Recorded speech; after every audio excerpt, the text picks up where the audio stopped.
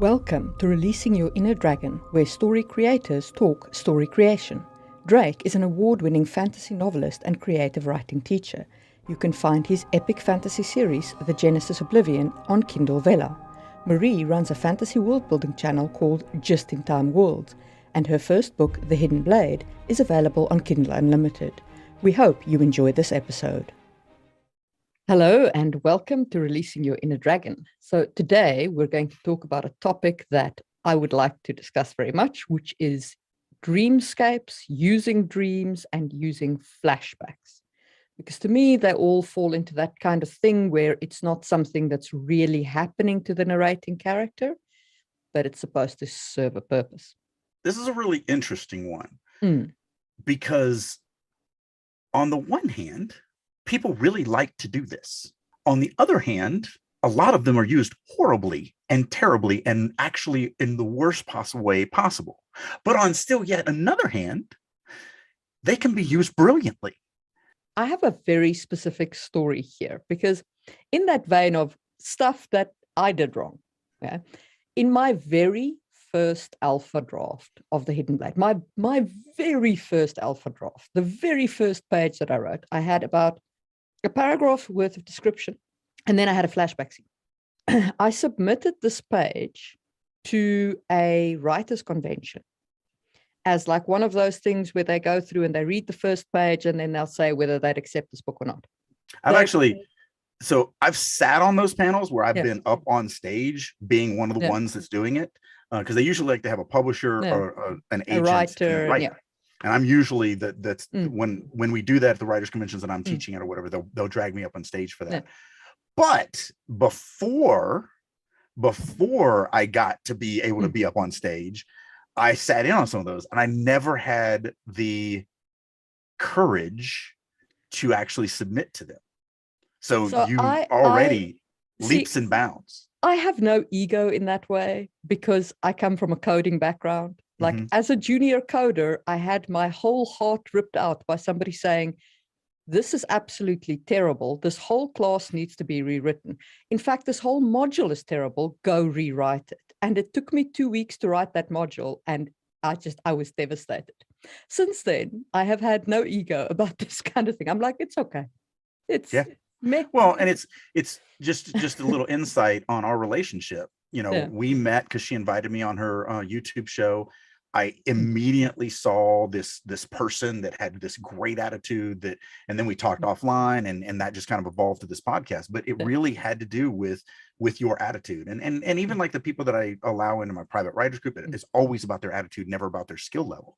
So attitude is the most important thing. And I meet so many writers that have the worst attitude. And I'm like, you're never going to make it in this round. And what's even worse is when you meet the successful writer that has that attitude. And it's like, man, I hate that you succeeded because I don't even care if you're a good writer, your attitude is terrible.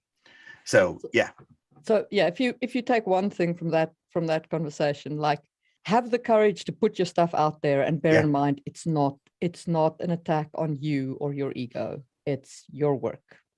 Yep. So anyway, I submitted my page and my page came up and they read the first paragraph and they got about 2 sentences into the flashback and the publisher was like, stop, I've rejected this book because he said, 1 paragraph is not enough for me to care about your character. And now you're taking me into a flashback scene? No, thank you, done. And that was one of the most insightful comments that I've ever received. It was brutal, it was to the point, but he was right. 1 paragraph is not enough to make anyone care about the character. Yeah. And now you're taking me into a flashback. No, go away. Well, and I said this in the last podcast, which was our first writer's journey podcast. I've said this, other times in this thing when we talked about like scene setting and stuff like that. The most important thing is to make the reader care about that narrating character. Everything else is redundant to that. Everything. So starting with the chapter of the history of your world nope. One of the things that was hit on me that really impacted me in a negative way as a youngling novelist and coming up through the industry, I was told really early on, you absolutely can never start a novel in a dream. If you do, you will never get published. We will always reject you. And so, and it's wrong. So a lot of the things it's wrong, but it's right. So a lot of the things that the publishing industry says, but you have to do it so well. Well, certainly. But a lot of the reasons why the publishing industry says the things that they do is not necessarily that they mean what they say. What they're doing is that so many people do it wrong, we would rather nobody do it. Yes. And that's really what they're saying. So when they say, don't, if you start your book off in a dream, we're going to reject it every time. They actually are, but it's because they've seen it done so many times. It's done wrong almost every time. When they start in the dream, they're not even going to waste their time to find out if you did it right, because 90% of the people do it wrong. So screw it. I'm just not going to do it. It's the same thing with speech tags when they're like, don't do anything but he said, she said, period. Yeah. That's actually wrong. It's just that everyone who tries to do more, they do stupid stuff like he whispered quietly or he screamed loudly, and it's like, that's so terrible and so redundant and so horrible, because you can only whisper quietly and you can only scream loudly, that doing it just pisses them off, and so they say don't do it. But the reality is you can do it, and you can do it really well. It's just that if you do it poorly, you're going to get rejected. What that publisher said was, one paragraph is not enough to make me care about the character. Right. Correct. Which is the truth. Which is the truth. Yes. So you cannot take a reader into a flashback and say, like, after one paragraph. You can once they care about the character. It's like all of those TV shows that start with like the BAMF, and then they go 3 days earlier. I don't enjoy them, but I will tolerate it if it's a series that I like.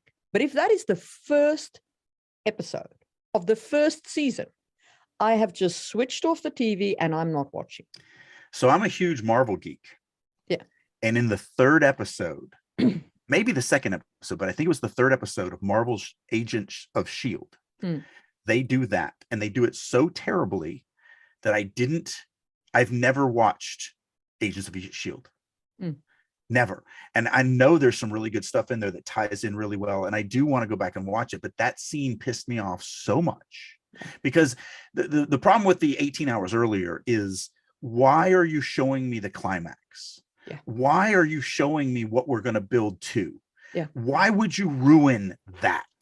Let me actually go through. So in the Agents of S.H.I.E.L.D., they're on the plane, and we've already been introduced to the plane. It's the agent's plane. And we're outside of the plane. We're on the outside of the plane looking at it flying. And the side of the plane blows out, and several people are sucked out and fall to their death. And then it says 18 hours later. And I'm like, okay, so we're going to obviously end up in the plane, and obviously the side of the plane is going to get broken out. And that didn't piss me off. I actually would have gone with that. What pissed me off is once they got there. So once we get there at the end of the episode, they're on the plane and they're captured on their own plane, and they're locked in their little jail. And one of them says, I know how we can get out of this, but you're not going to like it. Now, if they had stopped there, I would have let it slide. But the film the camera kept rolling as one of the characters leaned over, and I watched him whisper for like 15 seconds. And I started going, I already know you blow up the plane. You showed it to me. Why am I watching this guy whisper a plane I already know? Like, I was so furious. I turned it off, and I have yet to go back and watch Agents. That was 5 years ago. Yeah. Like, I'm still furious about this. And why are you showing me him whispering something that I already know what he's whispering? Yeah. And that was a flashback of like just 18 hours. Yeah. Sometimes you'll read a flashback, and like you see it often in fantasy writing, where they're like, and then they flash back to something that happened in the dude's childhood. Sure. You want to show where the guy gets these attributions from. But that ain't the way to do it. No. You can organically work it in at the right time. So the reason why you did what you did with your flashback, and the reason why people start with the history of the world chapter or the dream chapter or whatever, it's always the same reason. It's the wrong reason. It's always the same reason, and it's the wrong reason. The reason that every writer wants to do this is because they think to themselves, if the reader doesn't know this information before they meet the character, they're not going to understand. And I guarantee you're wrong. So that's not actually They why do not. I'll get into why I did it, but because that wasn't what I did. I was really an idiot. I just started my story in the wrong. No, I just started my story in the wrong place. That's the other thing that I was going to say is if you start off with a flashback that quickly, it's because you're just starting off at the wrong spot. Yeah, no, that's exactly. So yeah. I didn't want to. So I didn't want to write the journey of the assassin, like traveling to the city where he's going to commit the assassination, but he gets his orders out elsewhere. So it's like, but I don't want to write that whole journey. So what I'll do is I'll write him arriving in the city and then just flash back to him getting the order to show, like to show the inciting incident, and then just come back to it. And that, I mean, that it was just laziness. I was just taking a shortcut. That was what I was doing. Yeah. So I should amend that and say the second reason is you're just not starting in the right spot. Yeah. So, but yeah, and it's always wrong. It's always wrong. So that was this point of this publisher who said, you don't flash back until you don't flash back until you care. And a flashback will not make the reader care about the character. No. Nor will a dream. Neither of those things are as impactful as what is happening to the character in this moment at this time. Yep. Make sure your readers care before you go into a flashback. As with everything, the cool thing about creative writing is the first word of creative writing is creative. Yep. You can break every rule. So I do want to talk about 2 times where I've broken that rule successfully, in my opinion. Mm. And neither are for public consumption. So no one, I can't be proved wrong, but I also can't be proved right. Yeah. But the first is my children's movie that's in development right now. Almost no movies make it to development, but 99% of movies that do make it to development never get made. So by me saying I've got a movie in development literally means nothing. Again, at the beginning of this, I talked about how the industry really made me terrified of ever starting a dream. And I don't. There's no piece of prose that I've ever written that starts off in a dream. Mm. Film is such a different medium, and you have literally at most 119 pages, period. It is a hard deadline. And I took all 119 pages of that. And film has these things, you have to do this by page this, you have to do that by page that. It's way different than the kind of free flowingness of writing a novel, because with a film, you really should be writing a 110 page script. You can go up to 119 pages. So you get 9 pages. When prose, you get plus or minus 10%. Yeah. So like when a publisher sends me a contract for a project or whatever, they're like, oh yeah, it needs to be 120,000 words, plus or minus 10%. Yeah. That's 12,000. That's 24,000 word variance. That's that's 60 pages that I could go anywhere in that zone and be fine. But movie scripts don't work that way. So with Snurse, so that's the name of the kids movie, Snurse, a magical fairy tale. When I really sat down and I was like, okay, so in the first 2 pages, you have to introduce the character, the conflict of the movie, and you actually have to make them care about this character. And you also have to make sure that the audience understands the desire of the character, their motivation in 2 pages. And it's 2 pages of script, which is like 3 paragraphs of prose. So it's good luck with that. Very condensed. And so I came up with this idea to start it in a dream sequence. When I submitted it, I still had that terror of the publishing industry beating me of this, about the head and neck, saying, don't you ever send me something that starts in dream. I will burn you.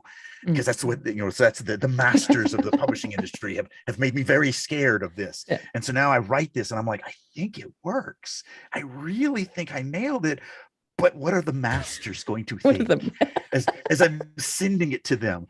And it's yeah, I really was. I'm like biting nails.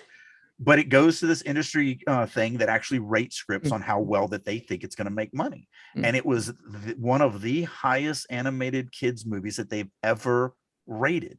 I'm in the process of writing the novel of that. Yeah. And I am still starting it in that dream.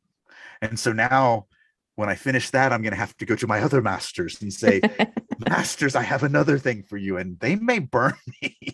So because I would like to read something.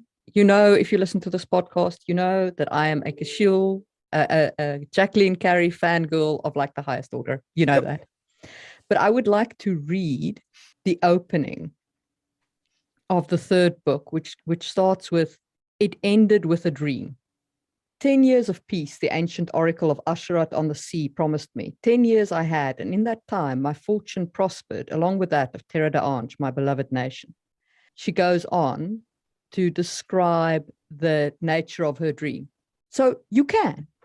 Well, but that's You also can. a little different, because that's book 3. Yes, it's book 3. So you've already earned, again, a part of what you're doing as a writer is you're earning the right to do something. You're earning the right to cheat. You're earning, because like that, if you read that, like what you just read, if that was an opening paragraph, I would stop reading. It's very telly. It's very, but you know what? If I'm starting your third book, you're really kind of just recapping stuff that I already know, or bringing me back into it. So you've earned the right to do something like that. This is the third book of a first-person narrative where we've been following this character and only this character. There's a lot of leeway. Yeah. Which you don't get when it's the very first word of the very first thing. No. No. So again, it's still about, just like what that publisher did to you, one paragraph doesn't do it. 2 novels, that's a lot of purchasing power. That's a lot of love. You've done a great job of giving me enough to continue to stay with you. So therefore, sure, start it that way. Even Shakespeare's Midsummer Dream doesn't start. And it's been a while since I've read the play, and absolutely ages since I've seen it perform. But it didn't start with a dream sequence. The dream sequence is in the middle somewhere where you already care about the characters. Right. Yep. Because having people care about the dream sequence right off the bat, you need to put a lot of heart into that dream sequence. It's a good segue to the second example. So the second example, again, it's not published yet, so there's no way to prove me right or wrong on whether this was done. And technically, I'm not writing this. This is one of the stories from The Realm of the Dying Sun, which is that big 20 novel project that will start dropping in 2023 that me and 3 other writers are writing, plotting out a story for one of the other authors, because we plot this together. I'm running it exactly like a television room. All authors are involved on all stories. They plot all stories. They edit all stories. So even though one guy's name is on it, technically all 4 of us wrote every single story. I pitched the idea and everybody went with it, but this is the opening of a new character. But I actually start this with a dream, and you don't know this character yet. You've never met this character yet. Now I am leaning on the fact that it is in the first novel. It's a story that we skip because it's a different plot arc. So we had these pigeonholes of these stories, but you do have 4 stories, 4 novellas that you've already read. So we've purchased a little bit of loyalty by that point. You're talking 80,000 words of story before you get to this story. And yes, it's a new character, but hopefully we'll have purchased a little bit of your loyalty at that point. But these dreams are not dreams. It's information coming from the gods from another dimension. They're trying. So I don't want to use the word prophecy. Yeah. I know, because it's not a prophecy. They're literally trying to communicate. Yeah. And they can't, because when you meet him, he's a farmer. And so his story is kind of mundane in the beginning. And so I wanted to start off with this fantastical, there's dragons and it's a lot of imagery, and it's because he can't understand the words. They're trying to talk to him, but he's so far removed, he can't get it. And so it's just garbled, but he sees things. The problem is that when you just see these visions, the reason why we create them is he interprets them one way, but you don't know if that because there's other ways you could interpret this stuff. Yeah. I think that this is going to work, because what the reason and how I pitched it to the group was, I want to start with this fantastical. And then the next chapter is he's literally just at the breakfast table telling his family about this weird dream. And then the next chapter, he's just farming. And the next chapter, he has to make a tribute because he's kind of in this subjugated area, and so he has to give a lot of his food away to his masters. He's not necessarily a slave, but he definitely ain't free. And so and that's mundane. And then we build, and the story ends with this fantastical thing happening. And so the way I pitched it was, but we're book ending. We're starting with a fantastical thing. then we're just giving him this mundane, bland meat and potatoes. And then we're ending it with this fantastical thing that you're like, oh, and it ties in. And so I've convinced 2 of the guys so far. We're still in the planning stages of that story. But again, you have purchased some loyalty. Have 80,000 words, actually almost 90,000 words. If that is the first chapter of your first book, forget it. Not going to work. I'm done. Not going to work. Also, if your book ends with, and it was all a dream, I'm done. I'm putting your book down. I'm never reading anything by you again. I am done. So when the publisher of Genesis went out of business, I'm doing conventions and people are hitting me up like, dude, you wrote the 3rd book. What's going on? Where, when, how, come on. And occasionally they will pin me in a corner and be like, look, just tell us how it goes. I have to know. I have. And so and it's only happened maybe a dozen times, but every time I've done the same thing, I was like, all right. I'll tell you the ending. The 2 main characters after the climax, after this big, massive battle scene, one of them is killed. And as soon as he dies, they pull off their virtual reality goggles and they look at each other and they're like, see, I told you were going to be the one that dies. And they look at me with this look of horror on their face. And I'm like, yeah, I'm not telling you how it ends. It's not happening. Because obviously I'm totally lying on that. That would be a horrible way to end a 5-novel fantasy. I would stab the author. I would find a way to stab that author straight through the internet. I swear, so help me. People who do that and think they're being clever. No, you are not being clever. No. You have just wasted my time. What you've just told me is that everything that I experienced, all the highs, all the lows, everything, none of it matters. Me and you have a movie that we thought was that. Yes. Because that IP has done that exact thing a dozen times and it's horrible. And yet they didn't. And that movie is Star Trek. The reboot, the new the rebooted versions. Now I know that there have been issues with the reboots, and especially the last movie was not so great and so on. But that first movie, when they blew up Vulcan, I was like, they're going to time travel, fix it. Nothing's going to matter. Like, this is just another freaking time travel movie from Star Trek. Yay. Nothing matters. Which they've done dozens of times. A million times. A dozen. So it's not like they don't have the track record of doing it. They always do this. Always. I would say they always do this. So I bitched. So my family hated watching that movie because we went in it blind, which I try to go into all my movies blind. So I didn't know anything about it. Me too. Yeah. And literally when that happens, like, my wife was excited about whatever. She was like, oh, look how cool that was. I'm like, what does it matter? None of this is going to happen. No. None of this happened. No. So like, I'm like an old man during the movie just going, that didn't happen. That didn't happen. Oh, you thought that was cool? That didn't happen. It's all going to be erased. It's all going to be erased. They're going to just time travel and fix everything. And none of this. So I was like this grumpy old man for the entire movie. I didn't shut up. Constantly bitched the entire movie. Mm-hmm.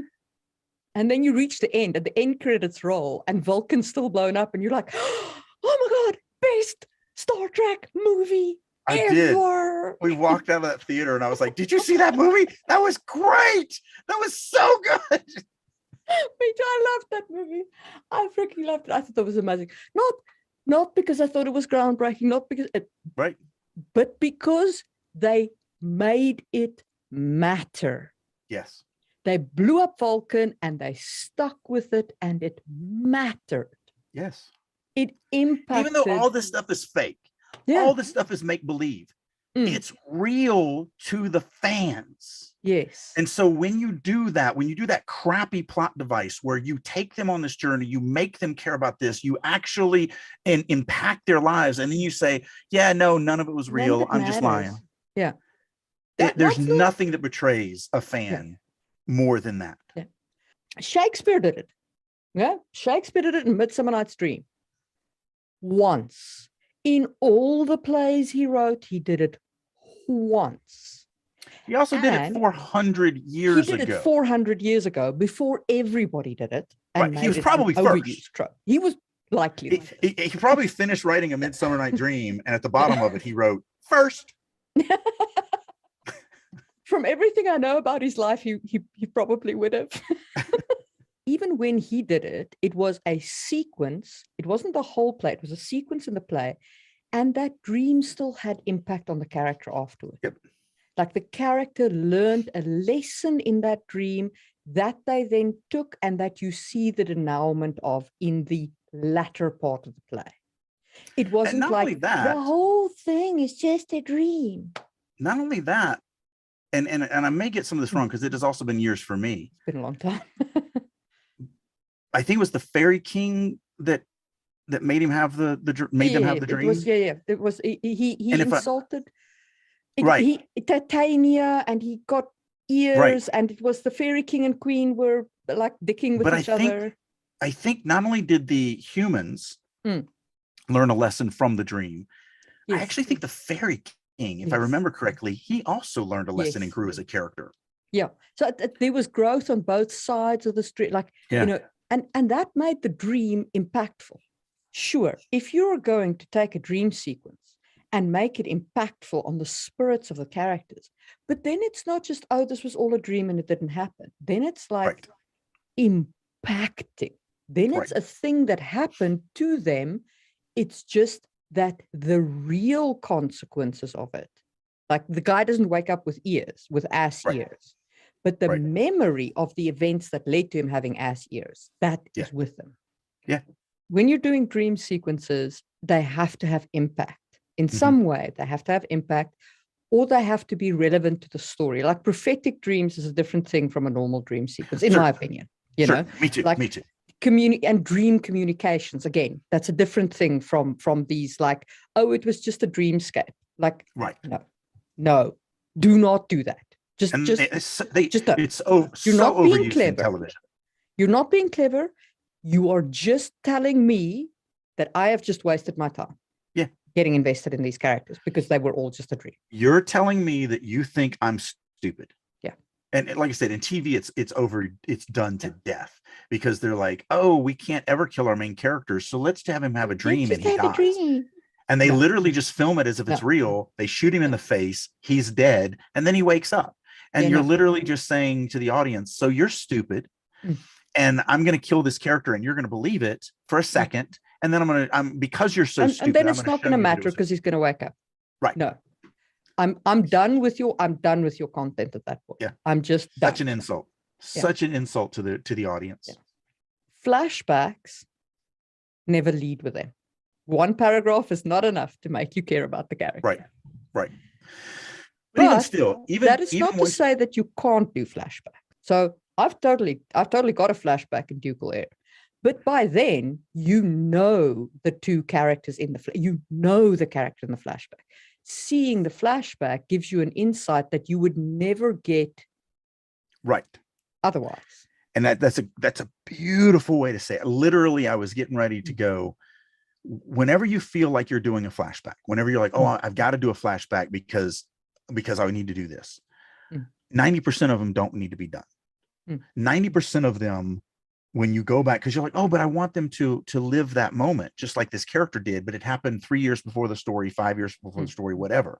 More than likely, nothing is going to happen in that moment that's going to be that impactful. It would be so much more organic and quicker to just have the character in conversation, tell another character what happened to them in the past. Yes. Like, oh yeah, my father was a drunk and he beat my brother to death. And then when he realized what he had done, it affected him so much he drank even more until a year later he had drank himself to death. Yeah. That is so much more impactful coming from the character than to have me go back in time and actually watch the father beat the son to death and then watch that year-long descent into death from alcoholism. Because that you're trying to make me care about those characters. When it's the character telling the tragedy of their past, you're connecting me with that character. You're letting me live how they remember it and how they feel about it. So most flashbacks, most of the time, what I tell my people, if you really think you're going to write a flashback, really, really, really be self-critical on that moment, because more than likely it shouldn't be done. More than likely, it would be so much more dramatic to make me feel this character that I've already loved and feel them remembering it, feel their either joy or pain or whatever, than to have me go. Now, what you said is there's something that happens in that scene that they cannot get if they weren't there. So there's two things. That this particular character would never relate the scene to that's anyone. That's another not in a million years. It would another plausible reason for doing it. But more importantly, it's a shared. The two characters literally go into this character's memory, and that's also different. I don't consider that I don't consider that a flashback. So they're watching what happened to her as a child, and you experience the narrator's like, right. Oh, that's not a flashback. Yeah. In my opinion, that's not a flashback. It's not, but it is. Because they're going forward in time to themselves and learning something new. The farmer, the first book of the Genesis saga, chapter 6. I have these things called silrithtars, and you actually record memories, and then you can hand them to somebody, and when they live them, the human brain can't distinguish that you're watching it, so it actually lays down in your brain as if it was a memory from you. You did it. You lived that moment. If the person wants you to experience that. So silrithtars have several different ways that they can be used. And so in chapter 6, I wanted to introduce this city from the outside in. And so his brother's already there, been there for 2 years. And so I have him basically relive this memory through this silrithtar, where the brother imbued him sitting on a wagon riding into town for the first time. It introduces this type of magic. It introduces the silrithtar. It introduces the coolness of that. There's a little bit of funkiness in the beginning, because in the beginning he's like, well, it's me, looking at this guy's memory, but it's not, but it's me. I'm sitting on the bench. But then his brother. I remember that chapter specifically for that thing at the beginning, because I was like, I read it, and because I've read a lot of fantasy, I read it and I was like, oh, it's him seeing his brother's memory. Right. But you lose that. If you read a lot of within fantasy, a couple paragraphs, it's literally just now he's doing this. And even though it's a memory and it's not even his memory, I wanted, and so there is a little bit of confusion, but again, it goes, I've said this several times in the podcast, I'm the roller coaster. I control what you feel. So a lot of people are like, man, I get a little confused in this couple of paragraphs. And then I'm like, oh, okay, right. And they're like, you should rewrite this. And I'm like, no. Literally, I want you as the reader to also be confused, because the narrator is confused. The narrator's mind is struggling with, his conscious mind knows that it's his brother's memory, but his subconscious is like, no, this is my memory. I was there. And so I wrote the paragraph in this way, that there is one paragraph that you as the reader are going to struggle through, because the narrator is literally struggling through that moment of his life. And so again, it's about controlling that. So no, I'm not going to rewrite that. I want you to feel uncomfortable and like, wait, is this, what's going on here? Because the narrator's literally going, wait, what's going on here? But then you get it. But then I bring you back to it, because then you say something, but then you go, but that's not my voice. Because it doesn't change what you hear and what you see. So when the real person who has experienced the memory says something out loud, it's coming out of your mouth, because by that point you are that person. But you know what you sound like, and you don't sound like that. Sound like that. And so that's my moment to bring the audience back and make you go, look, I know you think that you're this, but remember, you're not. And so it's just my way of reminding the reader, this is not your memory. This is your brother's memory. And so again, I don't consider that a flashback, though, even though it happened 2 years ago. It's still being experienced anew for the first time. That's fair. That's fair. Okay. So if you do a flashback where it's being experienced by the people in the story anew, and that narrating character has already experienced it. That's really what I see as your classical flashback. And that's what I'm saying. Reconsider. If you're going to take me back there, there has to be something that happens that I cannot get. One of the things you said was perfect. This character will never tell this thing. Yeah. If that's the case, then great, that you're going to be forced. If there's no organic way to get that in the story, then you're going to be forced to do that flashback. But flashbacks should be very few. I mean, like, they're rife. People use them all the time. And again, what we said in I think in the last podcast, or maybe at the beginning of this one, because they all run together now, you started in the wrong spot. You started in the wrong spot. That's probably exactly what you did. You started in the wrong spot. If there's a piece of information that you're like, oh no, they have to live this, then you just start in the wrong start spot. there.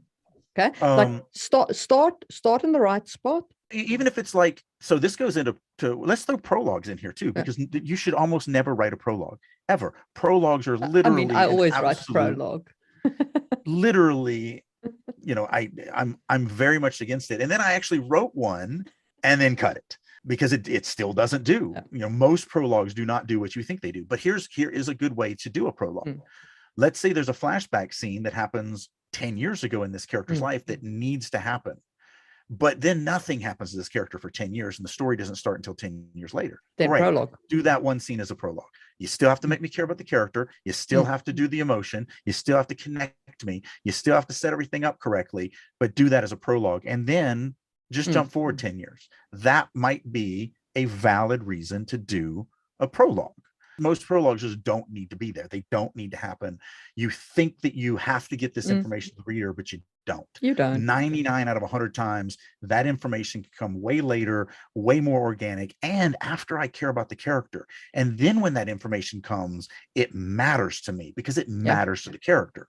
Giving me information, before the example that I love to use that I think they did a brilliant job is a movie. It's Johnny Depp in Nick of Time. So the plot's very simple. There's a group that wants to kill a politician. So they kidnap a kid. They put a gun into the dad's hands and say, if you don't kill that man over there, we're going to kill your child. Now, a bad writer could have started it right there. A bad writer could have just had the father and the child go, and then the child gets kidnapped, and bam. Because to start before that is kind of boring. Nothing's happening. But they were good writers. And they actually, for the first 5 or 8 minutes of the movie, it's just this great dad and I can't remember if it was a boy or a girl, but it was a dad-child moment. They bought ice cream. They went to the museum. They laughed. Like, you fell in love with them as a parent-child couple. You cared about them. You actually loved what type of father he was. You loved, what he was doing as a parent, so that when that kid gets kidnapped and that gun gets put into his hands, it's getting put into my hands. And now I love that child, and I love the connection. And when I watched it, I wasn't a dad yet. I mean, so this is me as a childless person. And I still was like, oh no, you kill that politician. You do anything you have to do. You break any moral value you have. I don't care. You protect that child. Nothing else matters. And without that 8-10 minute setup that they did, which was boring in the grand scheme of things, but without that setup, without making me care about the dynamic of that relationship, if they just started off with the kidnapping, I don't care. I don't care. Kill the child. What do I care? It's just some random kid. It doesn't mean anything to me. If one person dies, it's a tragedy. But if 1,000 people die, it's just a statistic. And at that point, those characters are just a face in a crowd. Yeah, they're just a statistic. So it doesn't matter. You have to individualize those characters. You have to individually make me care about them, so that everything that happens to them now, I'm like, what? Not to that person. Like, kill 1,000 other people, I'm fine with, but not that person, that character I like. But I think for today, dreamscapes and flashbacks, consider very carefully, then reconsider, and maybe then write it. And then get a bunch of people to read it and ask them what they think of it, and then reconsider it some more. Like, seriously, it's these things can be done. They can be done well. They can be done powerfully. They can literally do, and including prologues. These are devices that, if you're going to use, you really have to make sure you understand them, understand why you're doing them, believe in why you're doing them. I'm fighting for this story to start off in a dream, and I'm fighting for it. Like I am, I want it to happen. But we have a rule in our group that if all four don't agree with something, then it doesn't happen. So, because we figure if all four of us agree, then it's going to be dynamic and awesome. And if one doesn't, then it's not as dynamic as it could be. Yep. Think about it and really consider it, because most of the time you're probably not doing it as cool as you think you're doing it. Yeah. Agreed. And on that note, we will see you soon for another episode of Releasing Your Inner Dragon. Bye. Hey guys, Drake here. Thank you so much for listening to Releasing Your Inner Dragon podcast. I hope you're getting a ton of information and maybe even some nuggets of gold that you can take into your own writing to help you on your journey of story creation. A couple things I want to throw at you. First of all, for the first time in years, I am opening myself up to being a private mentor again. If you would like for me to work with you to improve your writing right now, reach out to me. You can either go to my website, maxwellalexanderdrake.com, and send me a contact form, or just email me at author@maxadrake.com. Also, as many of you may know, I've been out of the novel game for quite a few years. I was the lead fiction writer for EverQuest Next from Sony. I've been in the movie and TV industry for a few years now, but I am excited to say I'm back into the novel game. I've actually been working on a novel for a little while now, and I'm going to start dropping it on Amazon's Vella. So if you're on that platform, look me up, Maxwell Alexander Drake. Thank you again for listening, and as always, keep writing. Hi guys, this is Marie from Releasing Your Inner Dragon, and I hope you're enjoying the podcast. If you're interested in more content on fantasy world building, head over to YouTube and look up Just in Time Worlds. I release tons of content there. If you'd like to check out my book, The Hidden Blade by Marie M. Mullaney, it is available as an ebook, audiobook, and print book on Amazon. Thanks for listening, and see you soon.